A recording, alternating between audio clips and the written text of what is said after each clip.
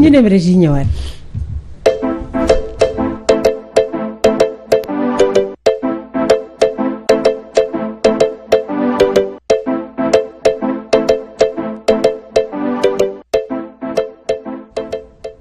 Amar ñu bàyyi la ak Mamadou.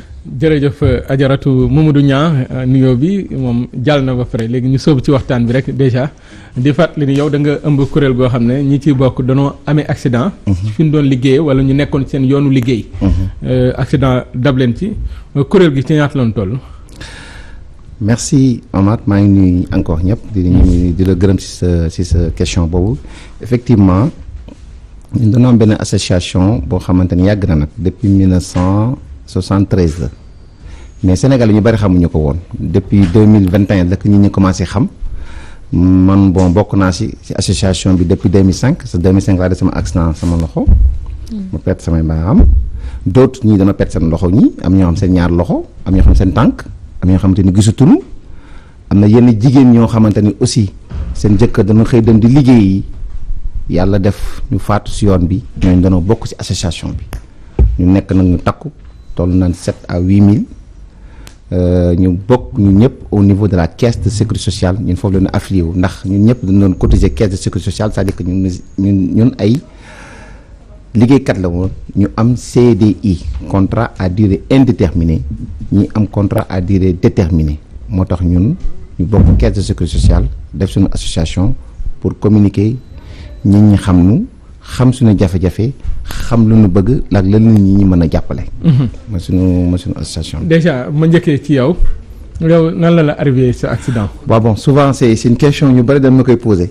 yaa naa fi sax benn yoon ñaar posé na ma ko dama si bëgg a dugg trop parce que xam nga nit ki naan accident ni mu demee dafay xaw a métti. daa am yu muy réveillé ci yow waaw dafa am yu muy réveillé si man jàpp naan daal accidenté naa. mais ci da nga nekkoon ci yoonu. dama nekkoon non dama doon liggéey wala ci fi ngay liggéey. non fi mu doon liggéey. mais explique un peu aussi. waaw man xam na yow da nga jiite kuréel du yow sa jëmm moo am solo. mais dafay am ñoo xam ne. mënuñu wax. te dund li nga dund te gis ñu ku leen ko fayal. non man je suis un meunier de formation. dama liggéey dama meunier la lu raar nag parce que ñu ko jàng fii barewul. mooy ñu defar ni ñuy jàngee ni ñu defaree farine ak ni ñuy jàngee ni ñuy defaree blé. jàng naa ko ba Europe. dem naa 2 fois Suisse safala dem naa beneen Suisse dem naa Maroc def naa formation fii au Sénégal donc def ko pratique pendant 20 ans nekk responsable de production. doon ko produit def laboratoire pendant 5 ans yàlla def nag ma am ndog parce que dama doon former ay jeunes ba may former jeunes yi nag si laa defee sama accident parce que dafa am machine bu nu créé bu nu mettoon en place donc c'était censé pour former le personnel après si loolu si laa defee sama accident de travail et puis voilà ba mu ko defee aussi comme métti woon na noonu laa mën a waxee parce que lu may wax gars yi lu yàlla defar ak lu ñu defar du benn. donc nit ki amoon ay cëram mu wàññeeku dafay métti mais yàlla ñu ngi sant yàlla parce que may nañu xolu muñ ba am nañu dal ba di ko dund mu métti si ñu bari ñoo xamante ni nag amuñu loolu. suñu association bi ñoo xam bokkuñu si ñu ngi dund lu métti loo xamante ni. c'est bien mais yow bi nga ciy gaañoo. waaw est-ce que kuréel fi nga doon liggéey parce que accident de travail la. daam ñoo doon liggéeyal ba jëlee ci est-ce que amoon nga taxawu est-ce que amoon nga jàppale bi war ak actuellement lan mooy sa situation depuis lors sa diggante ak ñoom wala dal la seetaan ou pas. waaw xam nga. dafa bo accident de travail su misaal fii Sénégal. képp kuy liggéeykat dama ne ouvrier de dañuy jàpp accident de travail ouvrier lay dal.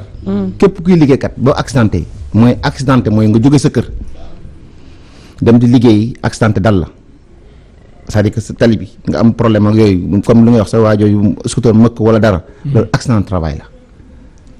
fu nga doon liggéeyee nga toog ni ba si yàgg def AVC wala dara wala nga génn trébuché sa tànk kii wala dara loolu accident de travail la. nga wàcc dem di ñibbi encore sa kër. loolu accident de travail la.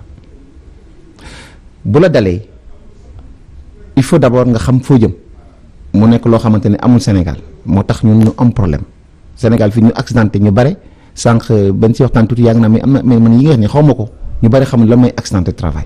waaye boo accidenté da nga am foo war a dem mais suñu association loolu lay liggéey.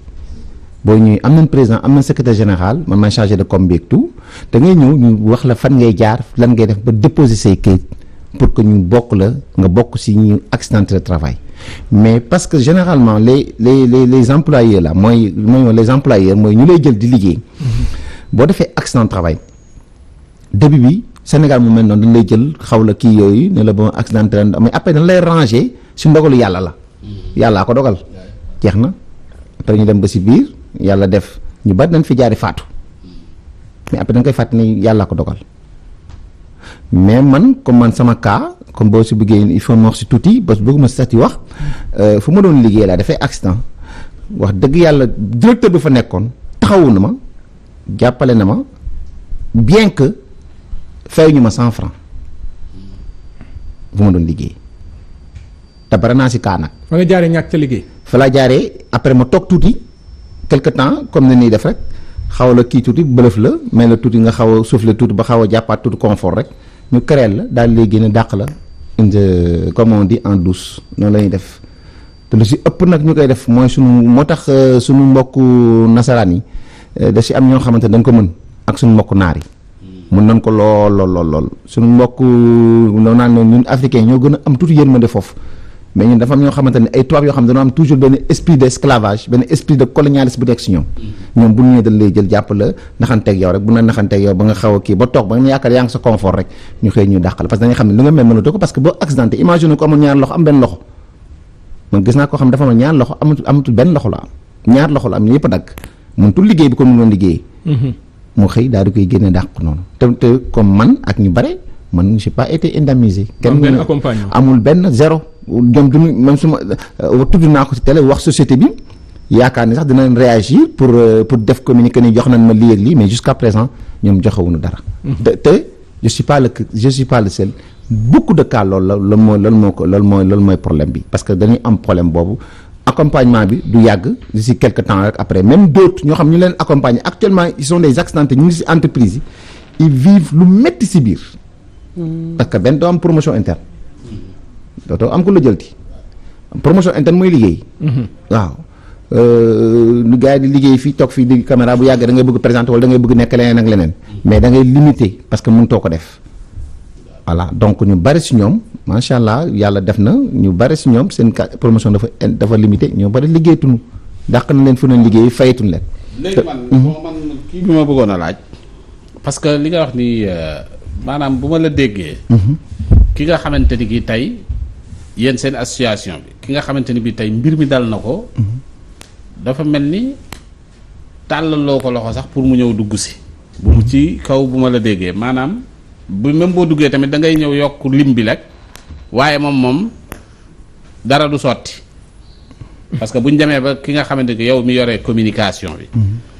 wax nga loolu wane ni yow dund nga loolu te ba tey dara sottiwul.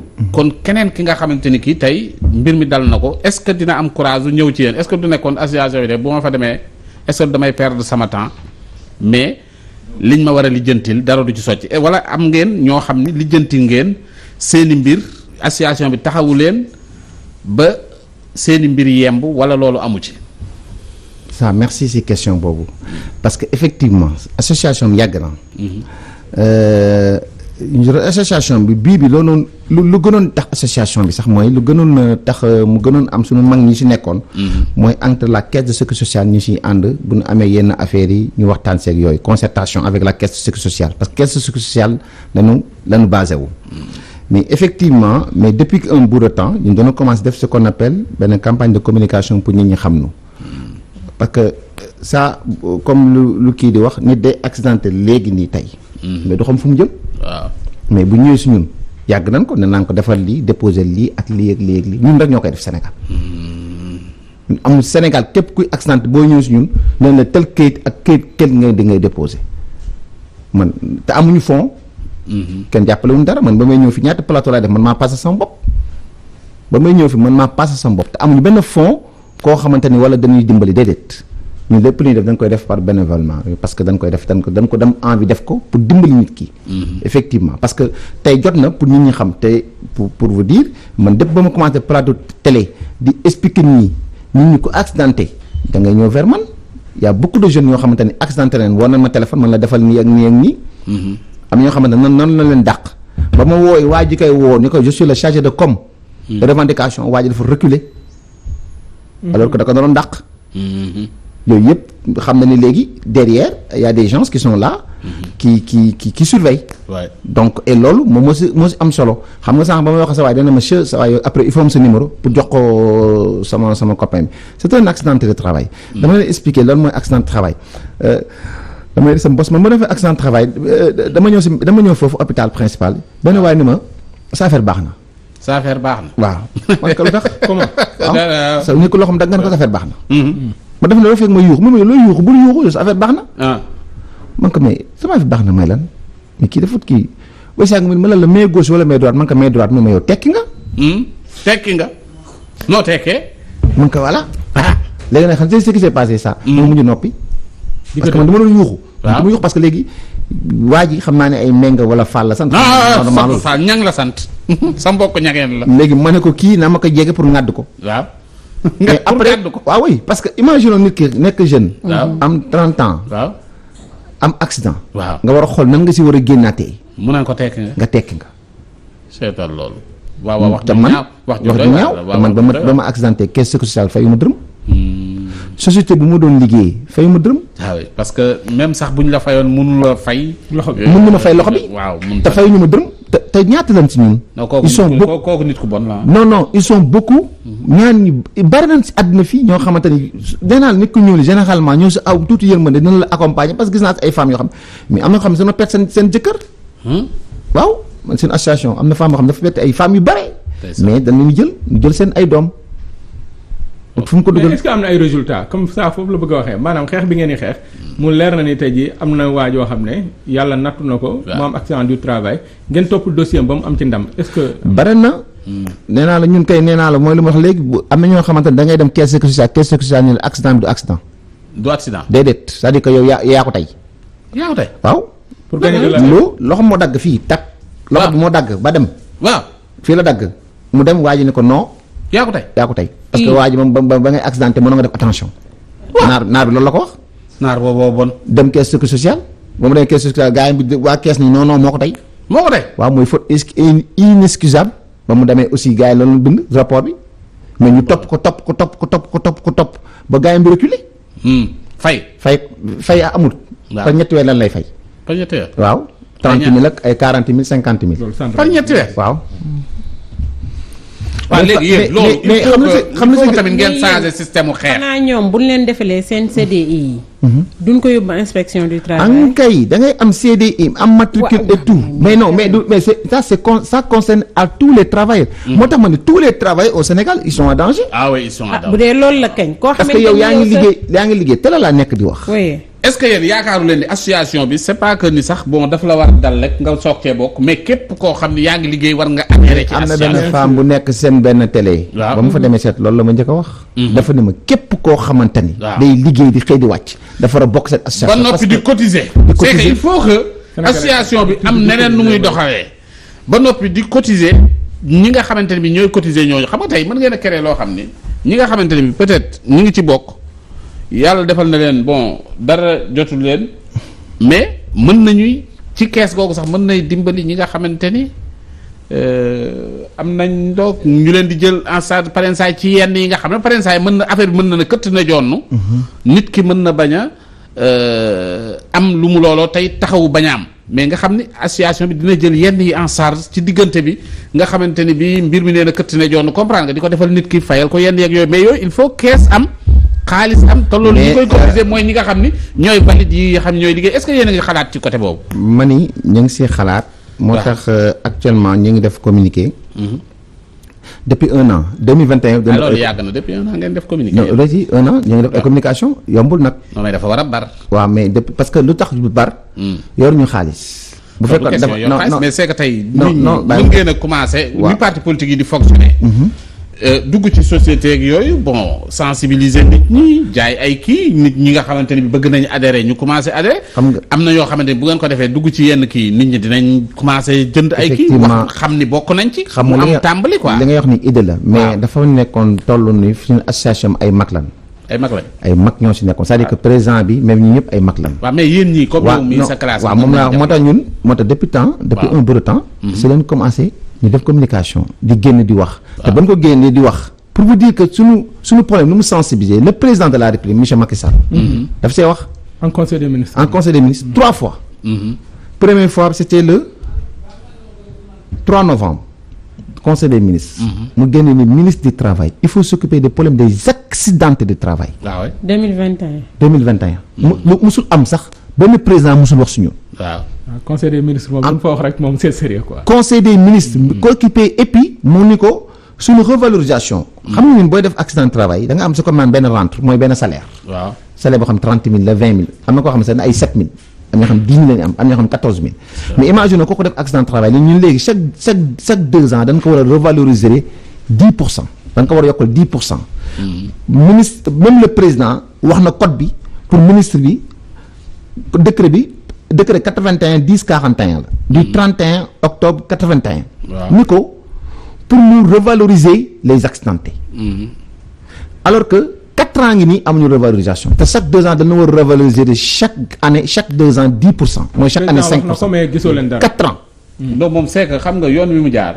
man pour man du yoon boobu quoi. yoon bi mu jaar nii. d'accord naa yoon boobu. non pas lakk pono de déedéet waxuma lakk pono. mais parce que même c'est que yoon bi nga jaar nii yoon bi ngeen jaar nii mais nu communiqué. baax na mais bay ci sa maanaam am na loo xamante ni bi moom ngeen war a tàmbalee man d'abord ci yéen.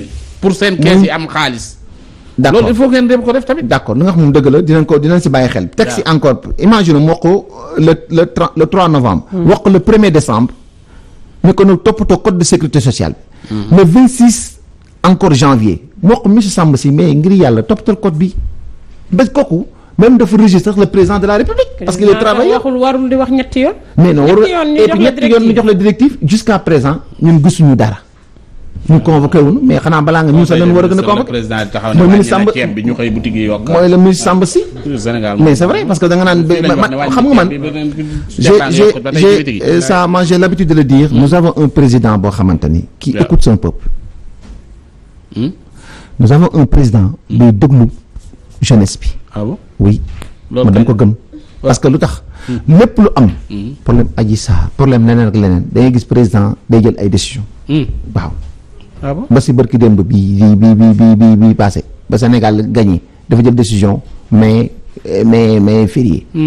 autre leneen ak leneen mais ñu ko wër wala ñu mu joxe ay institutions ñoo dul am ay suivi ñu ci def normalement. man loolu dafa ma jaaxal trop parce que man je peux pas concevoir 3 fois de suite mu jox la benn problème boo xam ne aussi important. yow boo xamante ni ça régit pour tous les travails yow mi sax saa si nga bokk. ñëpp kay ñëpp si nga bokk pour ñu defaraat code bi xam nga lu tax. xam nga lu tax mais déggoo li ma la wax xanaa. lu tax gars yi du nee naa la président boo taxawut conseil des ministres ne wàññi nañ ceeb ak diw kii. duggal ci bitig yi yor lam la wax borom bitig bay naa ne ci bitti jaayuma la mais quand même loolu moo fi am wala déedéet amat. ñëpp gis nañ ko te ba léegi respecté wuñu prix. kon donc lii nga wax ni ñun mën nañ ko dégg ci réew mu mel ni Sénégal quoi lu normal la quoi du xibaar. non mais du normal rek parce que man président wax gars yi duñ jël. loolu kañ lu normal la ci réew mi wala déedéet. léegi bu fekkee da ngay def loolu. imaginons ñun appareil yi ñu war a renouveler par exemple ñun tey suñu ay appareil gars yi amuñu xam seen ndànk dafa dàkk. waaw ñu war a renouveler seen appareil tous les 2 ans. caisse de sécurité sociale du ko def. caisse de sécurité sociale ñun foofu la ñu basé ñun caisse de sécurité sociale moom mooy suñu baay. moom la ñu bàyyile. mais caisse de sécurité sociale faale wuñu toppatoo wuñu lijjanti wuñu sax bañ na ko ba léegi ay carte la ñu jox. ay carte de paiement. carte gab yi pour ñu bañ di fa sax jaar. imagine ko on est ñaata accidenté de travail moom. ëpp na presque waaw. accidenté ëpp na 10 000 de ëpp nañ ko de. je peux dire ñu ma enregistré rek moom. benn médecin moo fa nekk. boo feeree doo faju sooy doom di faju man par exemple accidenté na amatuma prise en charge man ak samay doom. nga ne te bat ngeen 10 000 personnes yu ngeen recensé. ëpp na ñun. benn médecin moo fa nekk pour quelque chose. mais ñi toog seen kër 10 000 personnes. et puis ñoom attends ñu toog si am na ñoo xam ne sax non ça am na ñoo xam ne déclaré wuñu. am na ñoo xam ne c'est des grabataires xam nga ñooy grabataire. ñoo xamante ni seen kër la noo tëdd. daanu fenn mënutuñu jóg. tëdd waaw ñooñu da leen di fekk foofu di leen fay ay 30 000 ak 40 000 50 000 ñu ngi tëdd foofu seen kër. te kenn du ko wax. mais léegi man am na lu ma xaw a jaaxal. pourquoi bu ñu dénoncer ñun kenn du dénoncer il faut ñu dénoncer parce que ñun peut-être ñun comme li ngay wax il faut ñuy taal pneu wala dara non ñun peut-être phase boobu tolluñu si ñun tolluñu foofu xëy na nañ fa toll mais ñun je pense que on a un gouvernement qui est là pour écouter son peuple. Nous avons un ministre, je pense que c'est un philosophe, bu ñëwee toog fii dina philosophie ba Sénégal dëkk ba Sénégal bi toj, il pourrait par exemple s'occuper le problème d'accident de travail mu nekk loo xamante ni dafa vital. texte yi amuñu mais ñu ne suñu PCA sax ñun xamuñu ko suñu PCA mooy Mademba Sock. dafa leen dégg di Mademba Sock. Mademba Sock de mës nañ ko invité yàgg na. mais am na ay ba Massaly attaqué ko. am na ay yeesal yu ñu namm kii nu mu tudd. presse ak caisse de sécurité sociale fusion boobu noonu. est-ce que ne loolu bu amee. mënul jur dara seen situation. mënul am benn situation parce que ñun déjà caisse ak IPRES bokkuñu. ñun suñu régime sax du benn. ñun dañ doon fusion même bu ñu fusionné dañuy fusionné caisse yi rek. mais imagine ni ku doon liggéey ba accidenté am laago wala am leneen. bokk la ku doon liggéey ba retraité dara dalu ko. war a toog pour war a fay ko pension pour lekk pension. du benn. nit day ñaan yàlla liggéey ba retraité mais ñi 30 ans 20 ans je peux te montrer des vidéos des 20 ans 30 ans y a une femme boo xamante ne ñoo na fi Walfadjri avec Pape Ndiaye. mais allez voir cette émission Balance. boo ko seetaanee sa yaram day daw. femme bi loxo bi moo dagg ci kaw moo loxo droite. fii une femme. jeune fille. loxo moo dagg ci droite mu ngi noonu ba léegi ba sànq. ci benn société la liggéey je veux pas même léegi dama doon tudd société yi sax. jaru ko mais léegi dama dem ba ci biir. dafa amul dafa ñoom dañoo sensible c'est-à-dire que même boo leen tuddee. day mel ni sax da leen defal publicité. waaw parce que ñoom ça les fait du bien nga leen di tudd parce que ils sont à l'est te lu ma ci metti ministre bi keneen da ngay wax da nga naan dégg na la su ma taxawoon léegi saaga ministre bi balaa may génn fii. ñu jël si ma dégg nañ la mais là et la justice dans tout ça yow wax nga ma caisse de sécurité sociale mais justice. xam nga la justice moo tax ma la code bi. moo protéger les employeurs. comment. code bi fi nekk code colonialiste la. code bi ay tubaab ñoo fi nekkoon. doon noot nit ku ñuul yi noot googu code boobu la tubaab yi tëgg. teg ko fii changé wuñ ko virgule xam nga code bi kañ lañ koy changé. depuis le 31 juillet 1971. la ñu gëj a wax problème mu assemblée temps Jean Collin. la ñu gëj a wax problème mu réforme code de sécurité sociale. au niveau de l'assemblée. alors que képp kuy liggéeykat tu es régi par deux codes. code de sécurité sociale. code du travail. mais yéen da ngay yaakaar ni code du travail mais da nga war a code de sécurité sociale. moom moo lay tënk ñoom ñaar ñoom ñoo lay téye ñooy tax nga mën a liggéey correctement liggéey en toute sécurité. d'accord jërëjëf waaw mi ngi noonu li ma tàmmul def sax dinaa la ko may peut-être ñi lay dégg te nekk ci situation accidentée xamuñu fu ñu jëm. peut-être tu as un numéro bi nga leen mën a jox nga terminer quoi pour ñu. d'accord sama numéro téléphone man je l'ai donné 77. 848 91 23. ku ma si woo à tout moment am problème accident. moi je m'en occupe. D'accord. Nous avons un bureau qui s'en occupe inchallah dina la taxaw ba benn ñu ba sa dossier ñu tegal ko teg si encore ñu fay la bu la dàqee wala bu la ñu toppatoo ko wax ko dénoncer ko parce que il faut les dénoncer. waaw mais il faut créer pour ñi nga xamante ne bi ñi ngi liggéey fi mu toll nii ñëpp jéem a bokk ci association boobu boole kook di cotiser parce que il faut am luy doxal. association bi man dem naa si benn plateau de télé benn femme lii la mu wax. te jour boobu dafa jël sama numéro. waaw. ni ma damay bokk seen association. waaw. bien que moom accidenté wul. man ko lu tax mën ma bien vaut que prévenir que guérir. parce que accidenté jommul kenn. parce que mën nga génn fii di dem di liggéey. mu dal la. man nag personnellement dama bëggoon surtout di wax ni il faut que ñu bàyyi xel les accidentés. di wax surtout les femmes maa ngi di leen souhaiter bonne fête. merci. waaw maa ngi bonne fête les femmes là parce que non femmes là. non mais ça les femmes là qui vivent avec les accidentés. mais femmes yooyu nga nekk borom kër li muy wax nii ci jigéen dafa am solo. mais nga nekk borom kër mënatoo nekk accidenté. am na ci ñoo xam ne seen soxna peut-être mooy gën a souffrir que ñoom. mais am na ñu bare avec la dignité. avec la leen ba bis bu yàlla am na ñoo xamante ni seen soxna tey ñu bare sàkk na. waaw am na jigéen ñu bari ñu daw. jigéen ñi am na ñoo xam ne moom. waxuñu ñooñu ñi toog. am na ñoo xamante ni am na ñoo xam ne dañoo toog. ànd ak seen ngor. ànd ak seen i doom di jàppale seen i doom di jàppale seen i jëkkër.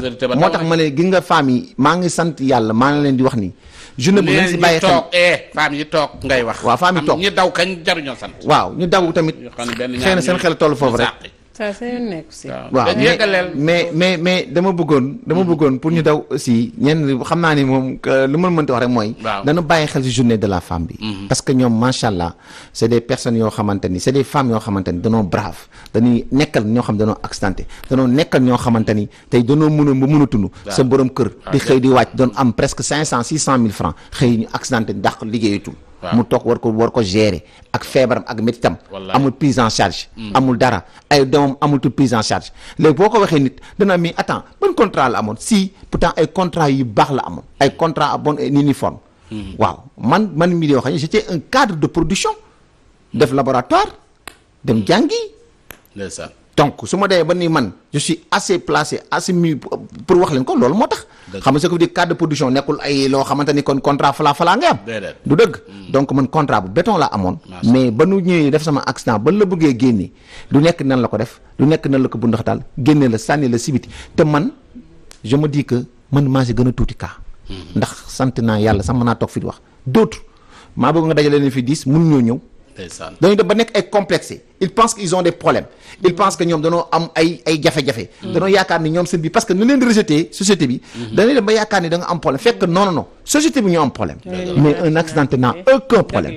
dëgg loolu liggéey tôt donc voilà yàlla moo def loolu après bon voilà la vie continue léegi da nga il faut se battre vivre avec ton handicap et puis voilà bañ nag nekk di ñaan wala yooyu parce que beaucoup de gens yoo xam ñu ngi si feu rouge bi da ngay ñi ngi ay accidenté ñu bari ñu ngi ci fóorut di def di yalwaan.